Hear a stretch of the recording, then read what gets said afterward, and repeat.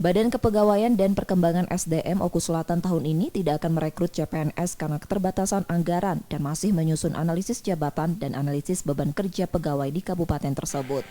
Meski PNS di kabupaten tersebut masih kurang, terutama formasi tenaga pendidik dan medis, pemerintah kabupaten hanya merekrut melalui jalur P3K untuk guru sebanyak 1.400 orang. Anggaran yang dibutuhkan untuk 558 formasi di tahun 2021, Pemkab membutuhkan dana 2,7 miliar. Karena anggaran Pemkab terpakai untuk penanganan COVID-19, membuat seleksi CPNS tidak dilaksanakan dan baru dibuka pada tahun 2022. Alasan yang pertama, itu kita masih menyusun Anjap ABK. Anjap ABK itu adalah dasar kebutuhan pegawai negeri kita butuh berapa untuk dihasilkan Kemenpan.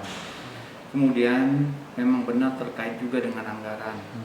Anggaran untuk pelaksanaan penerimaan, kemungkinan ada sebagian dana yang direfusing untuk kegiatan-kegiatan lain untuk penanganan COVID.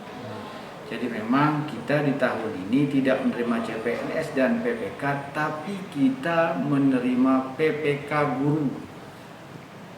Berapa orang? Sebanyak 1.425 formasi. Oku Selatan merupakan salah satu kabupaten di Sumsel yang tidak merekrut CPNS tahun ini karena keterbatasan anggaran. Setia Budi, Kompas TV, Ogan Komering Ulu Selatan, Sumatera Selatan.